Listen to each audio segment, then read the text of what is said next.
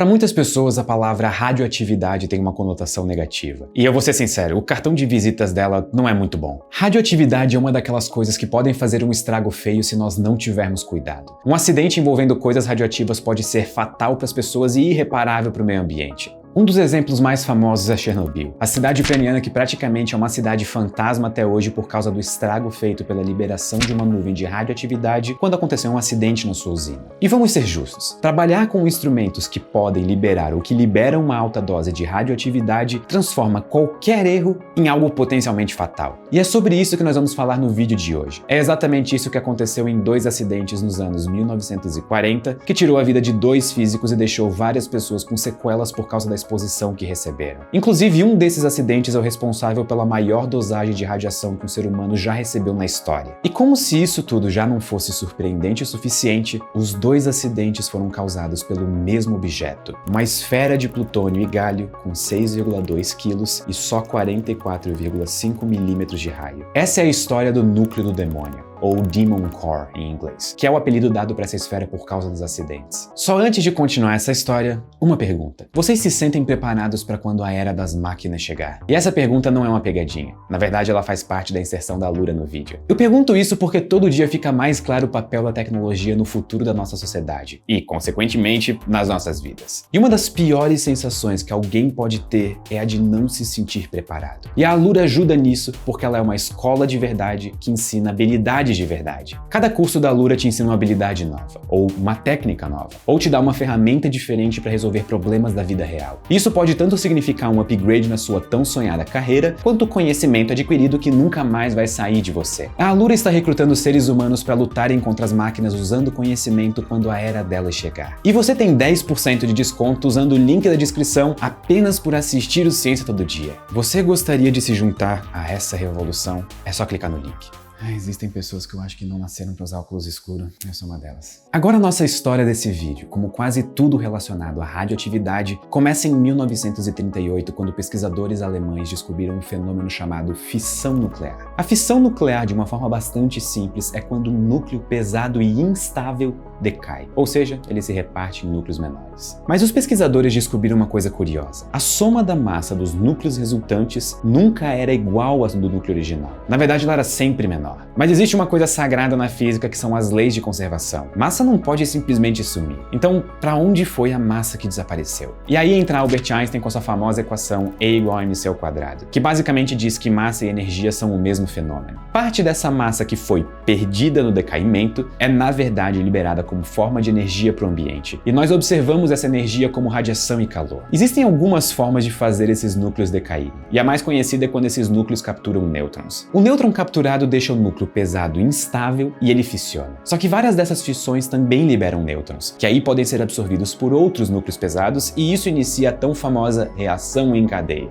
E foi aí que vários físicos em 1938, incluindo Einstein, perceberam que essa descoberta poderia levar à criação de uma arma nuclear poderosa e com poder de destruição nunca visto antes, justamente por causa dessa energia liberada nas reações. Vários físicos até se juntaram e escreveram uma carta ao presidente dos Estados Unidos da época, pedindo que ele investisse no projeto em andamento do físico Enrico Fermi, que trabalhava com fissão nuclear e reações em cadeia. Outro acontecimento que contribuiu para isso foi a descoberta do elemento plutônio, em 1941. E ele se tornaria um dos principais elementos na criação de armas nucleares. E eu já fiz um vídeo aqui no canal sobre como fazer uma bomba nuclear, que eu recomendo fortemente assistir para entender melhor a partir daqui. Os Estados Unidos até criaram um projeto focado nessa direção que levou o nome de Projeto Manhattan, onde vários físicos famosos trabalharam, como Oppenheimer, Compton, Fermi e até o Feynman. E quando chegou 1945, os Estados Unidos não só tinham criado uma bomba nuclear, como também utilizado 2 delas em 2 bombardeios sobre o Japão. A primeira bomba tinha o código Little Boy, e ela tinha como núcleo para a explosão da reação em cadeia o elemento urânio. E ela foi detonada em Hiroshima no dia 6 de agosto de 1945. E a segunda levou o código de Fat Man, e tinha um núcleo baseado no elemento plutônio. Essa foi detonada em Nagasaki no dia 9 de agosto de 1945. O que poucos sabem é que os Estados Unidos já preparavam uma terceira bomba nuclear, idêntica a Fat Man, e ela levou o nome de Rufus, para ser lançada alguns dias depois. Só que com a rendição do Japão, os Estados Unidos então cancelaram o ataque com a Rufus, e o núcleo de de plutônio que seria componente da bomba ficou no laboratório em Los Alamos. E se você pensa que por causa do ataque cancelado Rufus nunca fez vítimas, você está enganado, porque ela faria sua primeira vítima nem uma semana depois, e aí receberia o nome de Demon Core. Com o núcleo de plutônio no laboratório, vários físicos começaram a fazer experimentos para entender melhor os processos de reação em cadeia. O físico Harry Daghlian estava estudando os limites que o Demon Core conseguia chegar antes de se tornar supercrítico e iniciar uma reação em cadeia. E aqui eu acho válido explicar o que é a massa crítica desses elementos. Quando nós temos um objeto composto por um elemento que pode sofrer o processo de fissão, como o plutônio, nós dizemos que a massa crítica é a massa mínima para ter uma reação em cadeia autossustentável. O que isso significa na prática é que as reações em cadeia no objeto conseguem se manter em uma espécie de equilíbrio. E dessa forma não existe liberação de energia ou de radiação para o ambiente. Só que quando essa massa se torna supercrítica, ela pode começar uma reação em cadeia desenfreada. E isso libera energia rapidamente e em grandes quantidades. Inclusive é esse o poder destrutivo de uma bomba nuclear. A massa do núcleo se torna supercrítica e inicia o processo de reações em cadeia, se autodestruindo numa explosão de radiação e calor. E era exatamente isso que o Harry Daghlian estava estudando. Ele inclusive queria descobrir uma forma eficaz de iniciar uma reação em cadeia. A ideia era simples. Ele colocava blocos de carboneto de tungstênio em torno do núcleo de plutônio e esperava que esses blocos refletissem os nêutrons que o núcleo liberava naturalmente de volta para o núcleo. Então, basicamente, os nêutrons que eram liberados para o meio ambiente, não causando uma reação em cadeia, voltariam para o núcleo causando uma reação em cadeia. E um dia o Daghlian decidiu fazer esse experimento sozinho, sem seguir os protocolos de segurança, segundo investigações que foram feitas um tempo depois. Após colocar vários blocos, o sensor que o Daghlian usava para avisar se a massa estava se tornando supercrítica o alertou que o núcleo estava próximo a essa massa. Então, rapidamente, o Daghlian foi retirar o último bloco, mas ele acabou derrubando esse bloco em cima do núcleo. Instantaneamente, uma luz azul surgiu do núcleo juntamente com uma onda de calor.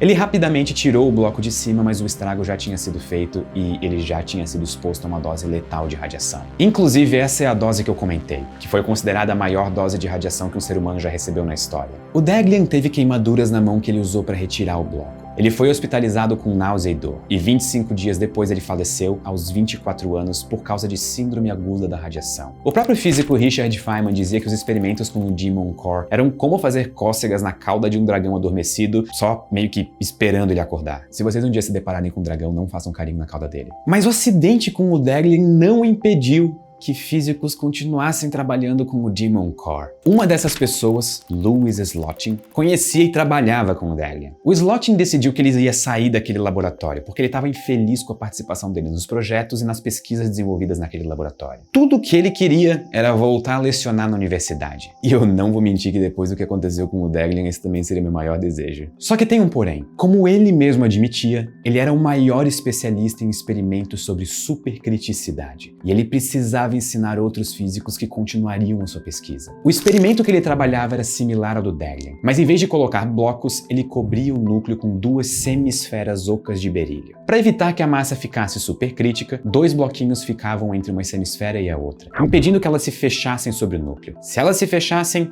o Slotin ignorava os dois bloquinhos e ele preferia pessoalmente utilizar uma chave de fenda para impedir que as semisferas se fechassem. Uma chave de fenda. Existe até uma história famosa de que o próprio Enrico Fermi disse para o Slotin que ele ia estar morto dentro de 1 ano se ele continuasse fazendo o experimento utilizando uma chave de fenda para segurar os dois.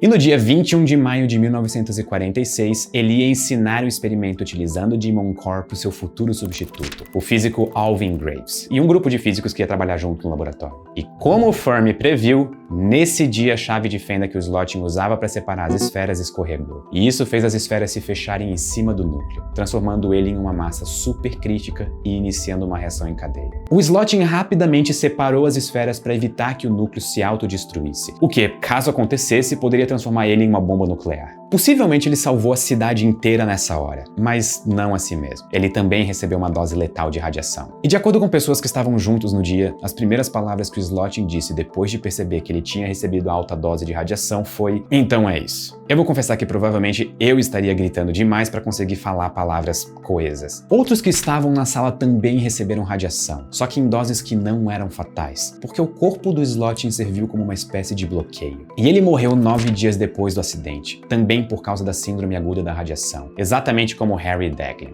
inclusive no mesmo hospital e tratado pela mesma equipe. O Graves também recebeu uma dose alta e ficou algum tempo no hospital, mas a dose que ele recebeu não foi fatal, embora ele tenha desenvolvido sequelas neurológicas. Outros físicos que estavam presentes na hora desenvolveram leucemia mais tarde, possivelmente associada ao acidente. Só que pela natureza da radioatividade e do tempo que ela demora para ter algum efeito, é muito difícil de dizer sim, com certeza foi isso. Mas existem fortes indícios. Mas todos, sem exceção, disseram ter visto flash de luz azul exatamente como Daghlian viu. Essa luz azul surge porque a radiação excita os átomos presentes no ar. E como eles precisam se estabilizar, eles liberam energia na forma de fótons. E nesse caso, o comprimento de onda dos fótons é o azul. Após os 2 acidentes, o núcleo recebeu oficialmente o nome de Demon Core, e inclusive era esperado que ele fosse usado em testes nucleares. Só que por causa dos acidentes, os testes foram cancelados. E o Demon Core foi derretido para não ser mais utilizado no laboratório. E aqui está uma bela história de por que você deve ter cuidado ao mexer com coisas que podem simplesmente te matar ou destruir uma cidade inteira. E é uma excelente maneira de lembrar que normas de segurança existem por uma razão bastante óbvia. Os 2 acidentes poderiam ter sido evitados, tanto se o Daghlian quanto o Slotin tivessem seguido direito os protocolos de segurança. E a triste história do Demon Core é um lembrete de que com grandes poderes vem grandes responsabilidades. Muito obrigado